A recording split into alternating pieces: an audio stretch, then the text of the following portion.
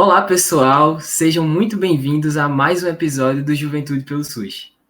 É sempre uma alegria ter vocês aqui com a gente, nesse espaço de escuta, reflexão e transformação. O Juventude pelo SUS é uma organização nacional que engaja jovens de todo o Brasil na missão de contar as histórias das grandes lideranças de saúde no país, desde profissionais da linha de frente até gestores, pesquisadores e inovadores, que constroem, nos bastidores, um SUS mais forte e justo para todas e todos. Também produzimos relatórios de políticas públicas, que traduzem com profundidade e escuta as prioridades da juventude brasileira em saúde. Este episódio conta com o apoio da Impulso Gov, uma ONG que fortalece o SUS com tecnologia e dados para salvar vidas e prevenir doenças. A Impulso Gov colaborou com a indicação de profissionais do SUS que atuam na linha de frente da saúde pública e protagonizam as histórias que você confere aqui. E hoje, nossa conversa é com Emanuel Moraes, cirurgião dentista e atual secretário de saúde de Zedoca, no Maranhão. Formado em odontologia pela Universidade Federal do Maranhão, se especializou em áreas como auditoria, planejamento e gestão em saúde, além de saúde materno-infantil. É mestre em saúde da família pela UFMA e Fiocruz e atualmente cursa doutorado em odontologia. De dentista na assistência a gestor. Hoje lidera a saúde de sua cidade natal, equilibrando conhecimento técnico, visão estratégica e compromisso comunitário. Aqui no Juventude pelo SUS, acreditamos que histórias como a do Emanuel precisam ser contadas, porque mostram como raízes pessoais, dedicação profissional e inovação podem caminhar juntas para transformar a saúde pública no Brasil. Então fique com a gente para essa conversa inspiradora com o Emanuel e descubra como é possível unir experiência, vínculo e gestão para fortalecer a saúde no interior do país. Emanuel, é uma honra ter você aqui com a gente. E para começar, eu queria que você contasse para a gente como é que foi sua trajetória desde a graduação em odontologia até chegar à gestão do SUS em Zedoca. Para mim é uma grande alegria estar aqui hoje, né, com vocês, e especialmente nesse dia que é um dia muito especial para nós, todos os trabalhadores do SUS, porque a gente está gravando hoje no dia em que o SUS faz 35 anos. Então, tem um sabor diferente, especial. A gente está aqui reunido hoje para falar de SUS, né? Bom, Edu, eu comecei a minha trajetória no SUS logo depois da graduação.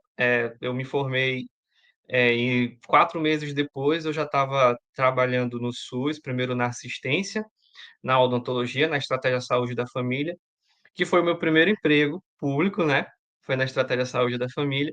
E aí foi assim, amor à primeira vista, na verdade. E eu percebi que eu não era feliz, no setor privado e que me realizava muito trabalhar no setor público, especialmente porque uma das minhas primeiras experiências, assim, eu comecei numa estratégia e poucas semanas depois eu já fui transferido para outra, e essa outra estratégia era no bairro onde eu morava, onde a minha mãe morava, onde eu cresci.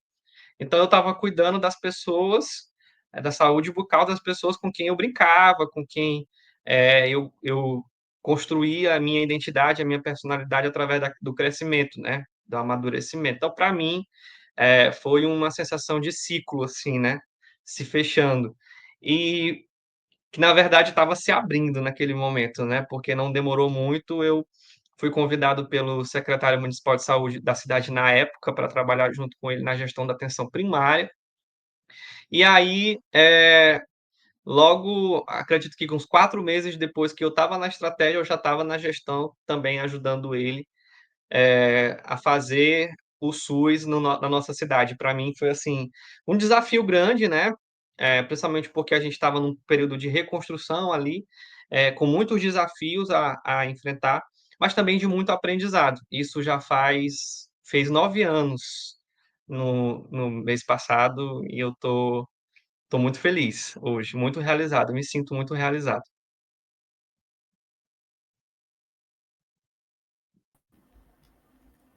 Incrível, incrível. Realmente as coisas vão acontecendo, né? Às vezes a gente nem percebe e uma coisa vai levando a outra e você vai se familiarizando com outras áreas, né? Você começa na odontologia e acaba indo parar na gestão. Mas muito interessante. Você citou, né, rapidinho aí nessa sua resposta, a relação familiar. Então você citou rapidinho a sua mãe, e aí eu queria É. perguntar justamente sobre isso. Sua mãe, ela foi auxiliar de saúde bucal, e Uhum. você menciona que foi inspirado por ela, né? E aí eu queria perguntar para você, que lembranças dessa convivência foram decisivas para você enxergar no SUS um caminho profissional mais que uma escolha de carreira? É assim, Edu, na verdade, eu e minha mãe, ela se divorciou do meu pai logo muito cedo, eu não tive essa convivência materna e paterna, né? Então, eu cresci com uma mãe que era mãe e pai para mim. E nós, morando e vivendo no interior do Maranhão, numa cidade muito vulnerável, em uma situação que normalmente já te joga numa vulnerabilidade, né, que é uma família composta por apenas mãe e filho, desde muito cedo a minha oportunidade de ter algum acesso à saúde era no SUS. Então, as minhas memórias de saúde são todas no SUS. E no decorrer do minha mãe era funcionária da Secretaria de Saúde, ela já ocupou vários cargos na Secretaria de Saúde na época, ela foi recepcionista, ela foi auxiliar de saúde bucal um tempo, mas do tempo que ela foi auxiliar de saúde bucal, eu tenho uma memória afetiva muito grande, porque nesse período eu lembro que eu tive vários problemas de saúde bucal, problemas odontológicos, né? Muito relacionados com a situação de vulnerabilidade que a gente vivia. E o cheiro de eugenol, né, que é um medicamento que a gente anti-inflamatório que a gente usa, ele ficou na minha memória e era uma memória boa, de alívio de dor. Apesar de que a maioria das pessoas tem memórias ruins com esse cheiro, eu tive uma memória boa, porque era uma situação ruim de dor, mas a minha mãe estava ali do meu lado o tempo todo, né? Ajudando a dentista e tudo. E aí, ela fez parte, inclusive, essa memória, toda essa construção, fez parte do processo de eu decidir fazer odontologia. E, na verdade, a odontologia não foi a minha primeira graduação. Eu me formei no Instituto Federal daqui da cidade, né, na área de Química, e eu comecei a fazer um curso de Engenharia Química, mas me frustrei, assim, não era algo que eu realmente vi que eu ia gostar. E eu sou uma pessoa que eu preciso estar apaixonado pelas coisas para conseguir fazê-las. E aí, na hora de resolver um segundo curso, eu perguntei para minha mãe, e ela disse: Meu filho, eu sempre quis. O meu sonho para você é que lhe chamassem de doutor. E principalmente da dentista, porque eu sempre achava muito bonito os dentistas chegando no hospital. Na época que o consultório odontológico ficava dentro do hospital. E aí eu disse, tá bom, então eu vou fazer odontologia. E aí, na época, eu passei, tinha nota suficiente para passar na Universidade Federal do Maranhão, para odontologia, acabei embarcando no curso, né? E aí, quando eu me formei, todas essas memórias voltaram, né? Aquele sentimento que a gente tinha de que o hospital, a UBS que ficava perto, era a nossa saída no momento de dificuldade. Então, eu percebi que eu cresci naquele cenário e eu queria fazer parte dessa sensação de esperança que as pessoas tinham no serviço de saúde, né? Então, com certeza, isso foi definitivo na escolha da minha carreira como dentista. E hoje eu vejo assim que muitas pessoas têm uma certa dificuldade de associar a odontologia com o fazer gestão no SUS. Mas, na verdade, a saúde coletiva, né, a construção da política pública, ela também é objeto de estudo da odontologia. É uma especialidade odontológica a saúde coletiva. Então, a gente também é preparado para esse momento, apesar de não serem tantos os dentistas envolvidos nesse ambiente de gestão. A gente vê muitos enfermeiros, muitos médicos, mas os dentistas realmente eles não estão muito nesse ambiente. E aí, quando eu entrei no universo do SUS, eu percebi que com o conhecimento, com a bagagem que eu tinha adquirido na minha formação, eu poderia ajudar nesse processo de organização dos processos de trabalho que a gente estava fazendo. E foi muito bacana isso. E fazer isso na UBS, que a minha mãe era atendida, é atendida até hoje, inclusive, que ela continua morando no bairro lá, para mim tinha um caráter especial, porque eu tinha a responsabilidade de garantir a qualidade do atendimento que a minha própria família tem acesso. Então, com certeza, né, a responsabilidade é maior e foi definitivo para as escolhas todas que eu tomei e tomo até hoje na gestão que a gente faz aqui no município. Muito legal, muito legal. Primeiro, né, por essa sua relação, que é até um pouco diferente do que normalmente é para as pessoas, né? Essa sua lembrança boa em relação ao cheiro de algumas coisas em relação à odontologia, né? Que a maioria das pessoas sente pavor de dentista, né? Só por Uhum. conta do cheiro, ou do cheiro de algum produto, ou por conta do barulhinho, né, da máquina que é utilizada. Então, enfim, foi um processo contrário. E eu me identifico muito com o que você falou, né? De você ter feito o Instituto Federal em uma área completamente diferente da que você seguiu, porque eu também fiz esse caminho, né? Eu fiz ensino médio, eu sou aqui de Pernambuco, então eu fiz o ensino médio no Instituto Federal também, cursei edificações, e depois que eu terminei, decidi migrar para fazer vestibular de medicina. Então, migrei para a área da saúde, e é assim que a vida acontece, né? E a gente vai descobrindo as nossas paixões ao longo do tempo. E aí eu queria perguntar para Edu, você, né? desculpa te interromper, mas uma coisa que eu carrego comigo até hoje da minha formação no IFMA. Eu fiz biocombustíveis. Então é uma área assim bem nichada, bem específica e muito diferente da odontologia. Mas foi no IFMA, foi no Instituto Federal que eu desenvolvi essa curiosidade científica. Eu acho que o Instituto Federal, a formação técnica federal hoje, para todos nós que somos egressos, é lá que a gente tem o primeiro contato com ciência. E foi definitivo para toda a carreira que eu tracei até agora. Hoje eu estou num doutorado, né? E por conta dessa curiosidade que quem plantou e regou isso em mim foi o IFMA, o Instituto Federal. Eu acho que se eu tivesse continuado em uma outra instituição, talvez eu não teria essa fogueira acendida, né, na cabeça em relação à curiosidade de como as coisas funcionam, dos porquês. Então, ter começado isso no IFMA, no Instituto Federal, apesar de não ser relacionado com a área que eu faço hoje, eu considero que foi definitiva para o profissional que eu sou hoje. Exato. Você pode não ter seguido na área dos biocombustíveis, né? Mas o que você fazia ali em relação a acadêmico, né?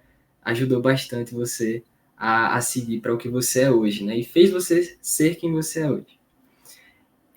Agora eu queria perguntar para você, né? Você começou na assistência como dentista, mas rapidamente foi para a gestão, né? Você falou que aconteceu tudo muito rápido e você já está aí há quase 8 anos. E eu queria perguntar para você, o que mais te encantou na atenção primária para você decidir dedicar a sua carreira a ela? O que me encanta na atenção primária até hoje é a possibilidade de você compreender o universo das pessoas e desenvolver ações que promovem qualidade de vida a partir dessa escuta. Eu acho que a atenção primária ela tem essa característica fantástica de estabelecer vínculos que vão garantir o aumento da qualidade de vida, o aumento da expectativa de vida das pessoas. E conviver com essas histórias, observar como o modo como as pessoas enxergam o mundo, veem o mundo, tem um impacto tão grande na própria saúde delas, entender que cada pessoa é um universo inteiro e as intervenções que você faz nesse universo podem garantir a essa pessoa uma vida melhor e mais longa, é um potencial que é da atenção primária e que me encanta até hoje. Então, colecionar histórias, ouvir as pessoas, conversar com elas, entender o que faz a pessoa é, ter saúde naquele conceito de saúde amplo, que é bem-estar. É um sentimento que a gente não tem em outros níveis assistenciais, que é mais difícil. E na atenção primária, você tem essa possibilidade de intervir nas comunidades, né? De entender a dinâmica comunitária, intervir sobre ela até, às vezes até por um efeito dominó garantir lá na frente uma melhoria na qualidade de vida daquela comunidade. Então, eu acho isso absurdamente fantástico. No meu mestrado, que foi durante a pandemia, eu fiz uma pesquisa qualitativa, ou seja, escutando, entrevistando as pessoas, sobre a visão delas sobre os métodos de prevenção. E nas entrevistas, ao escutar as pessoas, a gente ouvia como as percepções das pessoas eram diferentes sobre o mesmo assunto. Essa possibilidade, essa oportunidade, dificilmente eu teria em outro nível assistencial, né? Que feliz ou infelizmente, outros níveis assistenciais acabam centrando muito o cuidado na doença. E a atenção primária, ela já tem, por natureza, né, essa característica de centrar o cuidado na pessoa e na sua história, e reconhecer a sua história e reconhecer ali o seu universo. Então, ver isso, sentir isso, esse sentimento de que a gente não vai resolver os problemas da atenção primária se a gente não conhecer as pessoas que fazem o território, e as múltiplas histórias que compõem os territórios, definitivamente, foi algo que me apaixonou e me apaixona até hoje por ela. Apesar de ser secretário de saúde, né, e a gente precisar ter aquela visão global, inclusive sobre outros serviços, sobre outros níveis assistenciais, eu não nego para ninguém hoje, eu digo isso para todo mundo, que a atenção primária é a menina dos meus olhos, né? Eu sempre acabo o meu vínculo lá é maior, e algo que, enfim, eu acho que muito dificilmente eu teria isso se eu tivesse trabalhado em outros níveis assistenciais. Realmente, a atenção primária tem esse potencial gigantesco que você fala, né? Esse episódio que a gente está gravando já é o 11º episódio do podcast Juventude pelo SUS. A gente já entrevistou diversas pessoas diferentes entre gestores e profissionais da linha de frente, e você não é o primeiro que cita a importância da atenção primária. Então, realmente, é algo que a gente tem que olhar com muito carinho, porque é realmente aquilo que você falou, né? Você tem diversas percepções diferentes e você está ali na origem da comunidade, realmente, né? Fazendo analogia com a área da saúde, eu acho que a atenção primária seria como se fosse as células-tronco do sistema de saúde, né? Do sistema de saúde público.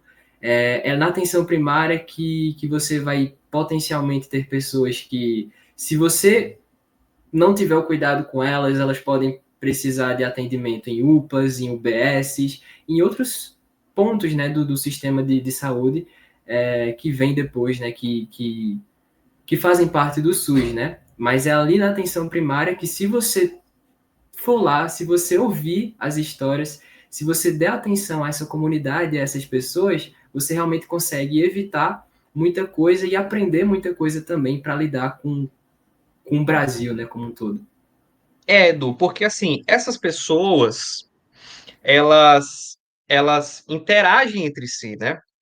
O território, ele é feito por essas interações. Então, ao entender essas dinâmicas, ao compreender como essas pessoas se relacionam entre elas e com o território, a gente consegue garantir que as nossas intervenções, que as nossas ações na atenção primária, elas tenham mais efetividade. Então, a atenção primária, ao contrário de outros níveis assistenciais, ela é um serviço que necessita dessa compreensão, da gente entender que o território ele é coletivo. Então, lá na atenção primária, não adianta você fazer uma intervenção sobre uma coisa ou sobre uma pessoa e ignorar justamente todos esses outros aspectos que são, inclusive, essenciais nesse modelo de atenção à saúde, que a gente chama do biopsicossocial, para poder garantir mais qualidade de vida das pessoas. Então, na atenção primária, é essa compreensão de conexões.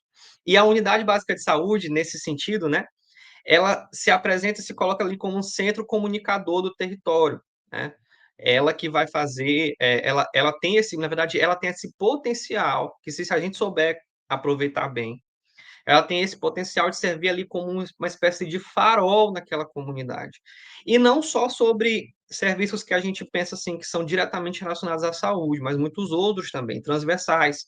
A atenção primária, através das suas equipes e das suas estruturas, ela vai conseguir intervir sobre aspectos de segurança, aspectos de habitação, aspectos de saneamento, ela vai conseguir fazer de forma intersetorial, né, movimentar os atores necessários para garantir que aquela comunidade consiga ter acesso a esse conceito de saúde pública que ele é maior do que o que a gente normalmente associa, né? Tem a ver com o bem-estar. Então, uma característica, uma potência que outros níveis assistenciais não têm, porque é natural da atenção primária. Então, sem dúvida, não há caminho na saúde coletiva, na saúde pública principalmente, não há um caminho de solução que não tenha como base e meio, fim com mês e meio, a atenção primária. Então, algo que eu converso muito isso com as minhas equipes, com os meus amigos, e agora compartilhando com você. Muito legal aprender sobre como é que funciona mais no nosso sistema de saúde. Agora eu queria ir um pouco mais para a parte das suas formações, né? Você tem especializações em auditoria, planejamento e gestão, saúde materno-infantil, além do mestrado, né, em saúde da família que você fez e agora o doutorado que você está em andamento. E eu queria perguntar para você como é que esses estudos influenciam o seu trabalho diário, né, em Zedoca, né, no seu município, tanto na gestão quanto na visão sobre saúde pública mesmo.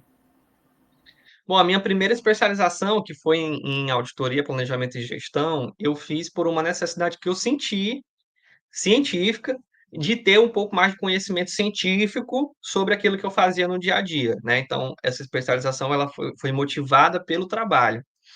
A segunda especialização que eu fiz, que foi a especialização em saúde materno-infantil, que eu fiz ela, inclusive, na Escola de Saúde Pública aqui do Maranhão, já foi uma especialização que já foi motivada pelo amor, pela vontade que eu tinha de acumular conhecimento e de atuar mais tecnicamente sobre essa área materno-infantil, que aqui na nossa região ainda é uma grande dificuldade regional, que é melhorar esses indicadores de saúde materno-infantil. Então, ali eu senti que, apesar de eu ter uma noção sobre o que precisava fazer, eu senti que eu precisava ter um embasamento técnico para fazer aquilo que eu estava planejando. Então, essa especialização em saúde materno-infantil me ajudou a ter esse embasamento técnico, né? E me ajudou a organizar as minhas ideias ali para que essas ideias se transformassem em algo que de fato eu pudesse colher no futuro como resultado, que a gente vem colhendo, inclusive, nos últimos anos. Já o meu mestrado foi assim, para mim foi o ponto de virada, assim, não um ponto de virada, na verdade, mas um marco na minha vida. Por quê? Quando eu resolvi fazer o mestrado, eu pensei comigo assim, aqui eu vou decidir, de fato, qual é a minha área de atuação, né? Porque vão ser 2 anos, eu vou ter que produzir uma pesquisa, vai ser algo que eu vai me exigir uma dedicação bem específica, né? E aí, quando eu tive a oportunidade de fazer esse mestrado em saúde da família na Fiocruz, né, que é uma instituição que a gente tem como referência em saúde coletiva no nosso país e que ao redor do mundo também ela é referência, eu senti aquele chamado. Eu falei, não, é aqui mesmo que eu preciso ir. E essa decisão eu tomei em 2019, né, fiz o seletivo em 2019 e o mestrado começou em 2020. Então, eu fiz ele inteiro na pandemia, né? E aí, nesse período da pandemia, eu me juntei a um grupo de pesquisa nacional sobre a pandemia, e aí juntos a gente produziu, inclusive, uma série de trabalhos que hoje servem como um registro deste momento, né? Que é uma preocupação também que a gente teve grande naquele período, que era deixar ciência para os que virão, de modo a ajudá-los, a apoiá-los a atravessar momentos como esse que a gente viveu, especialmente porque nós sabemos que esses momentos, infelizmente, eles vão se tornar mais frequentes nos próximos anos por conta desse contexto global que a gente está. Então, o mestrado, ele me fez ter a visão, uma visão assim mais, eu diria, específica, do certo e do errado. E muitas coisas que eu pensava estar fazendo muito certo, na verdade, não eram ali o melhor caminho dentro da atenção primária. E o mestrado também me ajudou na capacidade de transmitir esse conhecimento. Eu acho que porque assim, o mestrado ele forma professores, né? Ele forma multiplicadores. Então, esse mestrado, eu sinto que ele me deu uma capacidade maior de entender o que as pessoas precisam e me comunicar com elas. Então, hoje, eu sinto que a escuta que eu faço, de que a compreensão que eu tenho sobre o que as pessoas querem realmente dizer com o que elas falam, foi uma competência que eu tive com o mestrado. E sou muito grato à instituição, à UFMA, à Fiocruz, por terem me dado essa oportunidade de ter essa sensibilidade maior afinada por eles. E agora no doutorado, o doutorado ele já é mais voltado para a pesquisa, né? Eu estou bem na metade do doutorado. Então, para mim, hoje, o doutorado, tudo que eu vejo acontecendo, eu já penso assim: isso aqui dá uma pesquisa, isso aqui dá uma pesquisa, isso aqui precisa de método científico. E eu acho que esse conjunto, Edu, ele me influencia na minha vida, mas por ser gestor também faz com que eu influencie os meus profissionais. E aí hoje os meus profissionais eles já sabem, eles brincam muito comigo, ó, isso aqui dá uma experiência, isso aqui dá um artigo, isso aqui dá. E é muito bom. Hoje eu percebo que a equipe toda foi influenciada por essa vontade de fazer ciência hoje, por essa fase que eu estou passando. Isso é muito bacana. Realmente, né? É muito. Ajuda bastante você ter essas diferentes especializações, né, em cada área, e como você falou, né, por conta da necessidade, a primeira especialização que você fez, por conta da necessidade de ter um conhecimento mais específico ali, né, sobre uma determinada área, realmente ajuda bastante. E aí eu queria perguntar, hoje, para você, como secretário municipal de saúde, quais são os maiores desafios de liderar um sistema de atenção primária em uma cidade menor? E como você equilibra isso com o desejo de impacto populacional? Hoje, o maior desafio da atenção primária nas cidades médias e pequenas, como a minha cidade tem, só para contextualizar, né? Nossa cidade tem 40 mil habitantes. É, o maior desafio é, sem dúvida, fixação de profissionais e a atração de especialistas. E aí você pode me perguntar, Manuel, mas especialistas na atenção primária? Sim, porque até mesmo para as equipes multiprofissionais, não somente especialistas médicos, mas outros profissionais também que ajudam na equipe multiprofissional. Então, eu vou te dar um exemplo. Hoje a gente tem muita dificuldade de atração de fonoaudiólogos, de terapeutas ocupacionais, de fisioterapeutas, de psicólogos, que são profissionais que, sem eles, é muito complexo você garantir resolutividade da atenção primária, que é o principal objetivo desse nível assistencial. De nada adianta você ter uma rede com 100% de cobertura de atenção primária se essa rede não for resolutiva. Então, definitivamente hoje, a maior dificuldade desses municípios como o meu é garantir essa resolutividade na atenção primária. E sem o fortalecimento dessas equipes multiprofissionais, a gente fica com um potencial bem limitado. Um outro problema, e aí eu atribuo esse problema muito à juventude do nosso sistema de saúde, é a visão hospitalocêntrica das pessoas. Então, Edu, as pessoas hoje, elas têm muita dificuldade de acreditar, de ter fé na atenção primária. Então, em muitos casos, a pessoa nem procura a atenção primária para resolver um problema simples, porque culturalmente, historicamente, ela nunca foi resolutiva. Então, não adiantava procurar atenção primária. Então, isso ainda está muito vivo no imaginário das pessoas. Então, é um grande desafio para nós, gestores, não falo só por mim, mas é um grande desafio para nós fazer com que as pessoas tenham fé, acreditem e, de fato, busquem o nível assistencial correto para o problema que ela tem. Eu vejo nas redes sociais assim muitas trends, a gente está nesse momento, né? É importante a gente falar, ensinando, ó, isso aqui é na UBS, isso aqui é na UPA, isso aqui é no hospital, mas se a pessoa não tem um serviço de saúde em que ela confie, em que ela sinta segurança de resolutividade, por mais que ela saiba que não deveria ser ali o caminho correto, o local correto, ela vai procurar o caminho que ela considera que ela acredita que vai resolver o problema dela. Então, por exemplo, aqui hoje na nossa cidade, a gente tem um hospital geral, né, de médio porte. um hospital de 50 leitos, que também faz urgência e emergência. E nesses 8, quase 9 anos de trabalho, um grande desafio que a gente tem até hoje é fazer com que as pessoas deixem de ir ao hospital por problemas que elas conseguem resolver na atenção primária. E que a atenção primária hoje, que a gente faz aqui, tem condições de resolver esse problema, mas a pessoa não busca porque, historicamente, ela sempre precisou procurar o hospital para resolver aquele problema, sabe?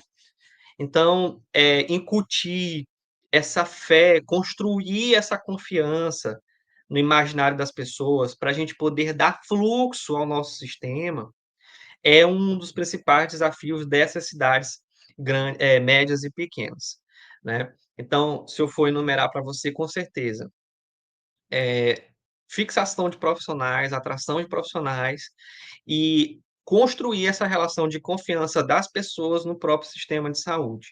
E para ter impacto, Edu, com certeza, a gente só vai conseguir fazer com que nossas ações tenham impacto que a gente sabe que elas têm o potencial para ter, quando a gente trouxer a população para acreditar no que a gente está fazendo. Que é um processo que não é rápido, infelizmente, que ele é cultural, mas que a gente precisa começar e acreditar nele. Acho que é isso que eu acredito. Realmente é um processo de reeducação, né? De criar na cabeça das pessoas e realmente a importância disso e que por mais que no imaginário, né, e no senso comum da população, a atenção básica não funciona. Mas muitas dessas pessoas nunca nem tentaram procurar e só acham que não funciona. Então, realmente é um processo de reeducação que a gente precisa fazer, né? E que é a missão de pessoas como você, né? E da gente que faz parte do Juventude pelo SUS, né? Tem como uma das missões também fazer isso. E aí, falando de você, né? Você costuma falar da odontologia que transforma. Para você, o que essa expressão significa na prática e que transformações concretas você já viu, né, no seu município, em Zedoca, por meio do cuidado odontológico? Quando a gente começou aqui em Zedoca, eu falei, né, um município de 40 mil habitantes, a gente tinha 10 equipes de saúde bucal que trabalhavam em 5 consultórios odontológicos, né? E quando eu assumi, quando eu passei para a gestão, eu fui como coordenador de atenção primária e não como coordenador de saúde bucal. Mas eu sentia no meu dia a dia que não dava para fazer atenção primária de forma descolada da saúde bucal. E que naquela época, principalmente no início, uma das coisas que a gente precisava fazer com urgência era garantir o mínimo, que é a cobertura de saúde bucal. Então, a gente tinha 100% de cobertura da estratégia e tinha, na época, sei lá, 40% mais ou menos, uma média de 40% de cobertura de saúde bucal. Então, muitas ações acabavam interrompidas, né? Porque você não tinha a resolutividade que você precisava ter na unidade básica de saúde. Então, ao longo desse período, a gente foi aumentando a cobertura da saúde bucal até a gente equiparar, fazer o 1 para 1, que é o ideal, toda a equipe ter ter o seu dentista de referência, né? Que isso é o básico, que é inclusive o preconizado pelo Brasil Sorridente. Depois, o desafio foi dar resolutividade à saúde bucal, e a odontologia ela tem uma característica que ela é muito tecnicista. Você não consegue fazer muito da odontologia sem tecnologia dura, que a gente chama, né? Sem equipamento. Você consegue fazer muita coisa, mas você não consegue fazer. Aliás, você consegue fazer alguma coisa, mas você não consegue fazer muita coisa em odontologia sem equipamento. Então, foi estruturar essa rede de saúde bucal para a gente poder garantir resolutividade. Depois que a gente fez isso, na verdade, paralelamente a isso, a gente também precisava dar vazão às questões que agora a gente estava captando, né? Como, por exemplo, a falta de dentes. Falta de dentes é um problema da população brasileira. Então, nós precisávamos ter um laboratório de prótese para devolver função, né, mastigatória para as pessoas. Então, também foi um marco aqui na cidade a gente ter implantado o laboratório de prótese no âmbito do SUS, Laboratório Regional de Prótese Dentária, a gente conseguir devolver função mastigatória para as pessoas. E hoje, inclusive, daqui a 2 semanas, assim, no decorrer desse processo, daqui a 2 semanas a gente vai inaugurar o Centro de Especialidades Odontológicas, que é justamente para fechar o ciclo ali da da odontologia. A atenção primária vai ter um ponto no próprio município para onde encaminhar os casos que ela não consegue resolver. Então, a gente começou a perceber que a população passou a ter essa confiança que eu te falei, que ela não tinha na atenção primária, quando ela viu que os problemas de saúde bucal dela poderiam ser resolvidos no âmbito do SUS. Então, isso foi algo que nos alegrou muito e que a gente mediu isso na procura das pessoas pelo serviço particular. Eu tenho colegas que trabalham na rede privada aqui que até me reclamaram: "Ô, Emanuel, agora não tem mais paciente procurando a gente, porque a gente já conseguiu ter uma resolutividade grande no serviço público", né? Então, isso é algo que, com certeza, eu percebi de impacto no cuidado odontológico das pessoas aqui. Muito legal e muito interessante também, né? Ouvir você falando um pouco disso ajuda até a gente a linkar, né, aquilo que você falou no início, que às vezes as pessoas dissociam um pouco, né, a odontologia da saúde pública e ver você dar esse relato, né, mostra pra gente como é que tudo tá ligado. Tudo é área da saúde e tudo impacta na vida das pessoas, né? Agora, saindo um pouco da sua parte dentista e indo para a sua parte gestor, falando sobre dados de saúde, né? Com a sua formação em planejamento e gestão, como é que você faz para que os indicadores deixem de ser apenas relatórios e passem a orientar ações reais na saúde da população? Uma das grandes dificuldades que eu percebi assim que eu comecei a trabalhar com as equipes de saúde da família, era que os profissionais que faziam saúde da família, eles tinham dificuldade em entender aquilo que eles faziam. Eu, desde o início, eu sempre tive essa característica de trazer dados, trazer informações, mostrar gráficos. Só que eu percebi que se o profissional ele não entende aquilo que ele está vendo, de nada aquilo vai retornar para a população que ele assiste, né. Então eu comecei a pensar, na época, formas de dar a esses profissionais que faziam a assistência a capacidade de entender aquilo que ele estava fazendo. Então, a gente passou a primeiro no primeiro de tudo, no período, a gente estabeleceu aqui na cidade um projeto de acreditação da atenção primária, onde, dependendo do desempenho das equipes, né, a gente classificava elas em diamante, ouro, prata e bronze. E a gente divulgava um ranking trimestral, na época não era quadrimestral, era trimestral, da posição dessas equipes baseados em indicadores de saúde que eram, Edu, locais. A gente tinha alguns problemas que não eram alcançados por esses indicadores nacionais, então a gente elaborou em equipe indicadores que eram locais, e a gente aplicou isso nas equipes da gente. E aí, os profissionais, quando eles começaram a se enxergar, né, nesse processo, eles começaram a buscar, de fato, entender aquilo que eles estavam fazendo. Eu lembro que um dos indicadores era sobre mortalidade materna, né? E aí, quando passou o primeiro trimestre, boa parte das equipes percebeu assim: olha, se eu não entender como que esses dados vão parar nessa tabela, eu não vou conseguir mudar o que eu estou fazendo que precisa ser mudado. Então, a gente passou a ter um trabalho na época mais mesmo assim, até pessoal mesmo, de sentar com cada um, entender, de ir na unidade e mostrar, olha, se você fizer assim, esse impacto vai dar aqui nesse indicador, sabe? Então, passar essa ideia de que a atenção primária você não faz apenas com vontade ou apenas com disponibilidade, mas também com método, e explicar esse método, fazer com que o profissional entenda esse método, foi essencial para essa mudança na percepção que as próprias pessoas têm do serviço que aquelas equipes fazem.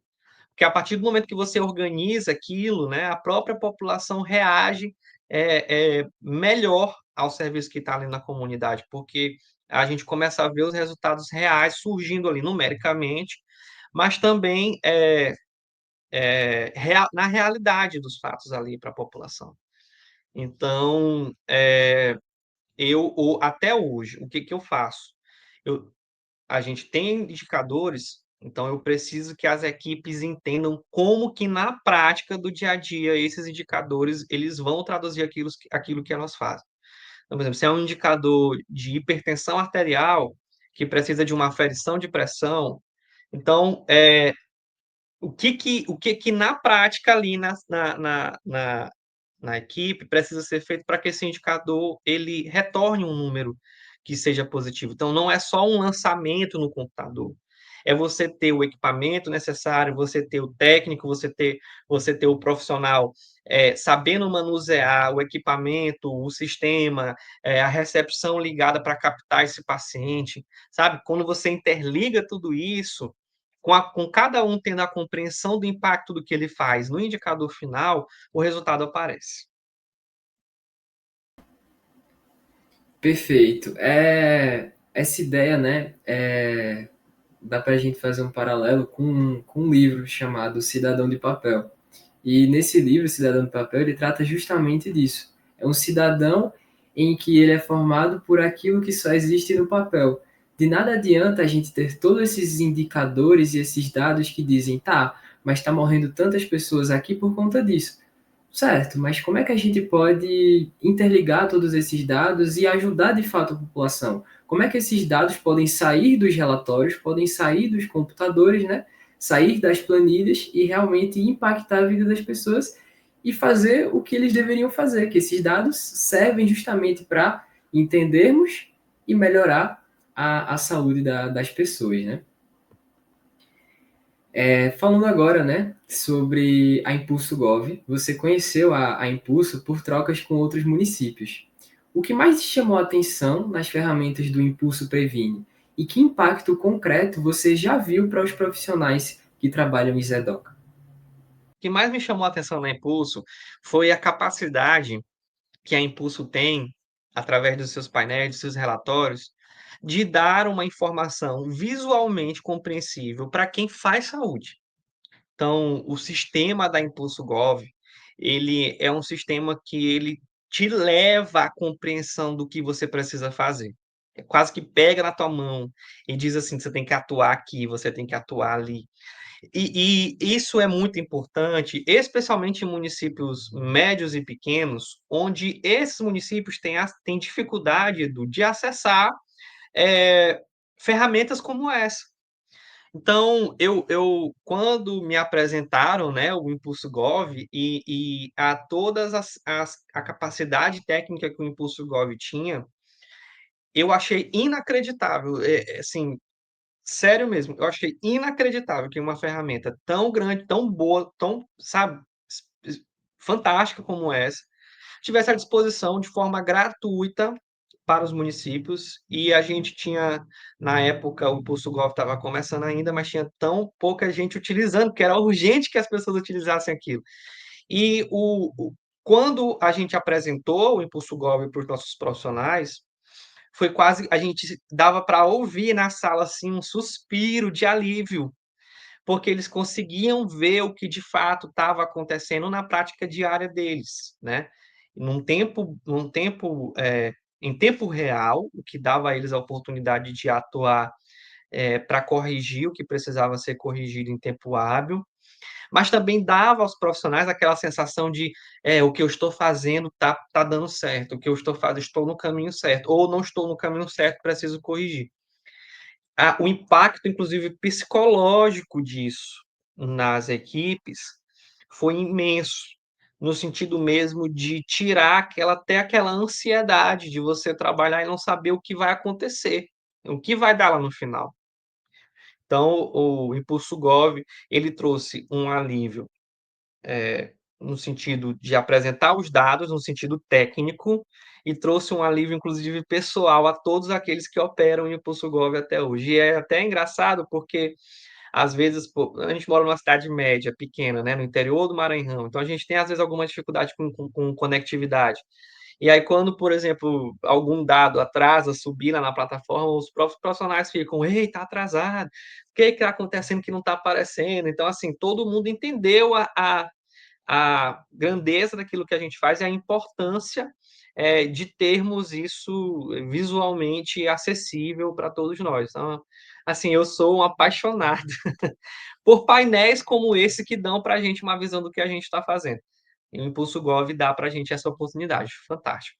Falo para todo mundo do Impulso Gov aqui.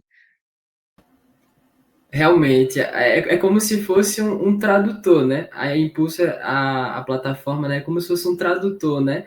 De todas essas informações que às vezes podem ser muito difíceis de você lidar, de você trabalhar, e isso meio que é contra a democratização do acesso e do trabalho das pessoas, né? De realmente conseguir fazer aquilo acontecer. Porque às vezes você tem pessoas dispostas a fazer mudanças, pessoas dispostas a trabalhar e melhorar a vida das pessoas, mas às vezes acabam esbarrando, né, em obstáculos, em barreiras, que é impulso, justamente com o trabalho dela, né, e com todo esse processo que você falou, ajuda a melhorar tudo em relação à gestão e à saúde pública desses municípios, principalmente os municípios menores, né?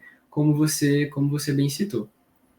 Edu, assim, Eu, a gente fala muito hoje de saúde digital, mas a gente fala muito pouco sobre o processo para que os profissionais tenham acesso a essas ferramentas de saúde digital. Então a gente precisa digitalizar a saúde, a gente precisa ter ferramentas, a gente precisa ter, mas principalmente em municípios médios e pequenos como o meu, desculpa, não é simples você dar acesso para as pessoas ou fazê-las compreender a importância de termos uma saúde digital.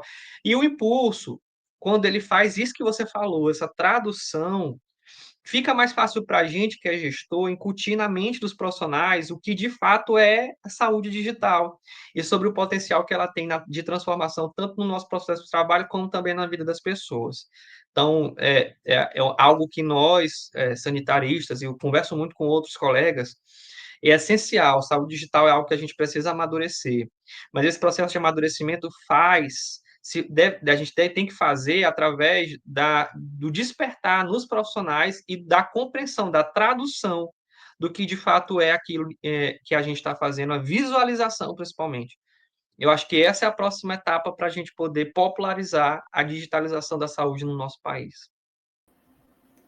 realmente, a gente esbarra num obstáculo, né, que a gente não se restringe nem só à saúde, porque quando a gente trata de tecnologia e o ambiente digital, ainda existem, de forma geral, por isso que eu disse não se restringindo à saúde, de forma geral, a gente tem muitas pessoas no próprio Brasil que não têm acesso de qualidade, né, ao ambiente digital e que acabam ficando fora disso mesmo.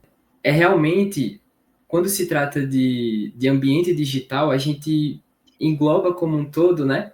E quando o SUS como conceito é o quê? É você propor saúde a todo mundo. E quando você fala desse ambiente digital, da saúde digital, se as pessoas não tiverem acesso à saúde digital, então não faz sentido. Então realmente a gente precisa proporcionar, né, esse acesso e essa democratização da saúde digital para todo mundo, para fazer parte daquilo que é a essência do SUS, né, que é a saúde universal.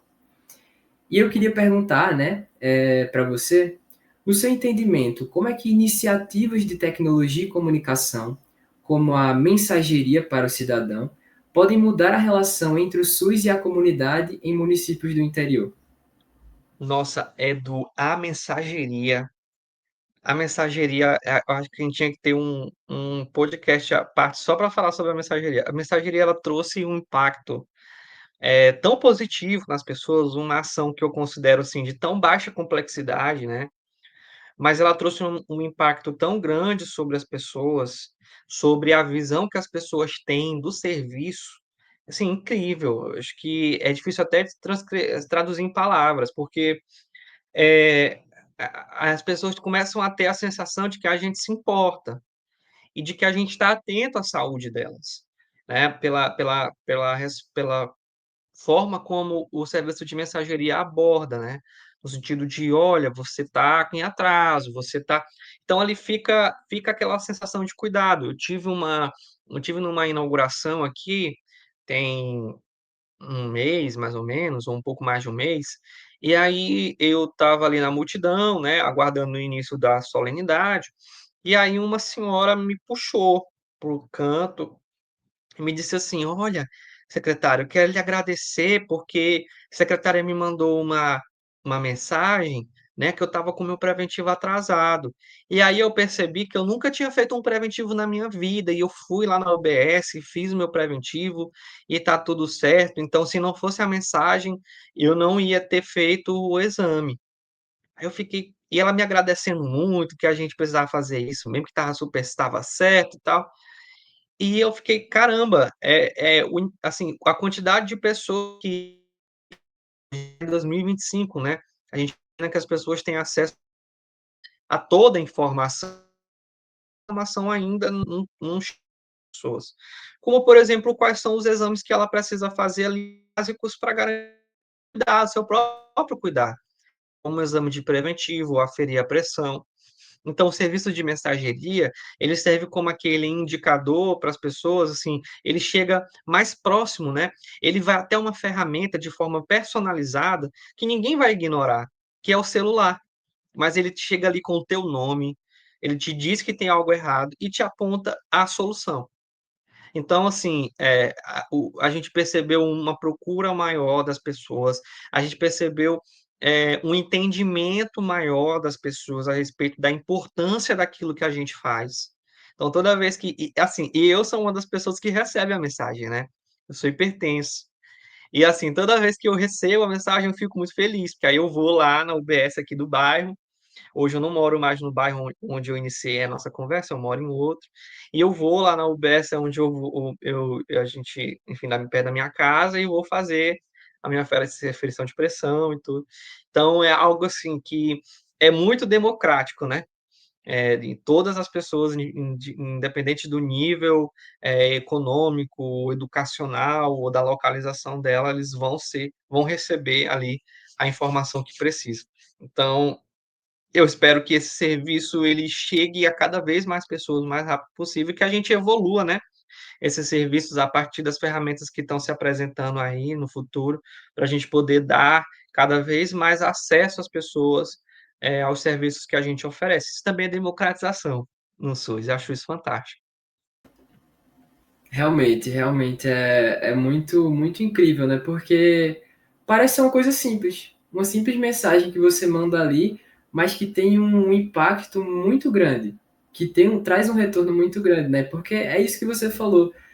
Hoje a gente tem as mensagens, né, muito presentes nas nossas vidas. Então a maioria das pessoas, né, tá sempre com o celular ali quase como uma extensão de si mesmo, seja na vida pessoal ou na vida profissional. E aí vida corrida, rotina, trabalho, família, enfim, e aí a gente não tem tempo de pensar naquilo que é a nossa saúde. E aí quando você recebe essa mensagem dizendo, lembrar de fazer um exame, lembrar de um medicamento que você precisa buscar na farmácia do estado. Enfim, tudo isso ajuda, né, as pessoas a lembrarem daquilo que é um bem essencial para elas, que é a própria saúde. Tem uma frase que eu gosto bastante, que é o seguinte, e que faz muito sentido na vida dos dias atuais, né? Que a gente pode ter mil problemas na vida e a gente está sempre preocupado com alguma coisa, a gente pode ter mil problemas na vida, até a gente ficar doente. Porque aí, quando a gente ficar doente, a gente só vai ter um problema. E esse sistema de mensagens, né, lembra as pessoas e acolhe elas, né, de correr atrás antes que isso aconteça, né? E que bom que isso tem um impacto muito, muito positivo e um retorno muito grande, né? Para que essas pessoas busquem mais os serviços de saúde e que evite, né, que faça a prevenção de possíveis problemas que essas pessoas venham a ter e, como você falou, né, é um processo de democratização da saúde muito, muito importante. É um gesto de carinho até, né? Eu acho legal demais. Exatamente. Exatamente. Você saber que outra pessoa se preocupa com você, só dela mandar mensagem, perfeito, você falou, personalizada, né? então faz realmente muita diferença.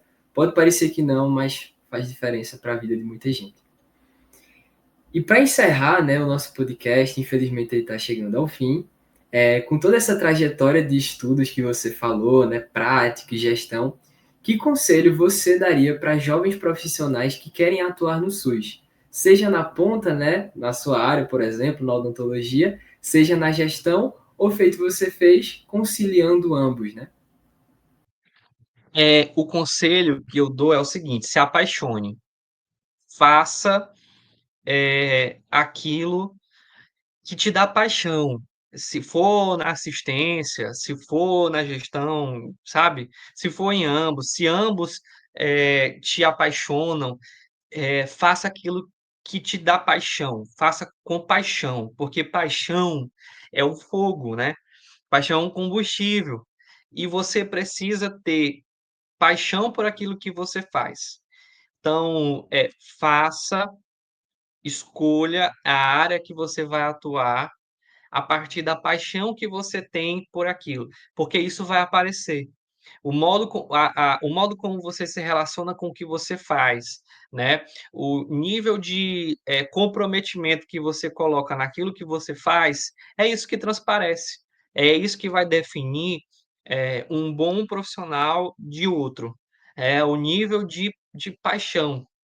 Então, assim, resumindo, o conselho que eu dou é: apaixone-se e faça o, o que te dá felicidade, o que te movimenta nesse nível. Você vai ser feliz, vai fazer outras pessoas felizes e você vai sentir a sensação de que existe um sentido naquilo que você faz. Então, eu acho que principalmente isso. Incrível, Manuel, incrível. Tenho certeza que muitos jovens que vão assistir esse episódio vão ouvir sua mensagem e vão trilhar caminhos sensacionais na saúde pública, né, no SUS, e impactar na vida de muita gente. Edu, e mais uma coisa, perdão, mais uma coisa. Gente, o principal também, sabe? Acredite. A gente precisa acreditar no SUS. O SUS é aquilo, é o melhor de nós. O SUS é produto da consciência coletiva nossa como brasileiro. Ele é o melhor que a nossa sociedade conseguiu produzir em 500 anos de construção coletiva. Foi o ponto de virada da nossa expectativa de vida, Edu. Foi quando a gente deixou de ser um país onde era arriscado nascer para ser um país hoje onde a gente consegue viver. Então a gente precisa ter fé no SUS também, acreditar nele e entender que assim, a opção ao SUS é a barbárie que a gente superou. Então, nós precisamos acreditar e despertar nas pessoas a fé pelo sistema de saúde que a gente constrói todos os dias e que nós produzimos enquanto brasileiros coletivamente e que estamos fazendo há 35 anos. Acredite, tenha fé. Que, resumindo, vai dar certo. É isso, eu não podia deixar de falar isso. Perfeito, perfeito. Eu concordo com absolutamente tudo que você falou, colocações perfeitas. E infelizmente o nosso episódio chegou ao fim.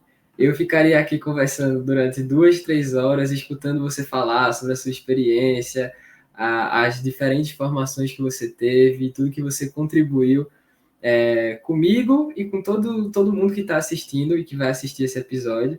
Eu tenho certeza que muitas pessoas vão ter um pensamento diferente e vão mudar a vida de muita gente a partir dessa conversa. Então, queria agradecer demais você por ter participado desse episódio. Queria convidar todo mundo que está assistindo, agradecer também a quem está assistindo por acompanhar aqui o Juventude pelo SUS, mais um episódio, dessa vez com o Emanuel, mais um do quadro SUS que você não vê, e convidar todo mundo a seguir os nossos perfis, tanto no Instagram, quanto no próprio YouTube, no Spotify e no TikTok também, que a gente vai postar cortes dos podcasts, dos outros episódios do SUS que você não vê, e desse também com o Emanuel. Então, agradeço a todo mundo pela presença e muito obrigado, Emanuel, por ter feito parte dessa conversa aqui com a gente. Obrigado, Edu. Obrigado a todos.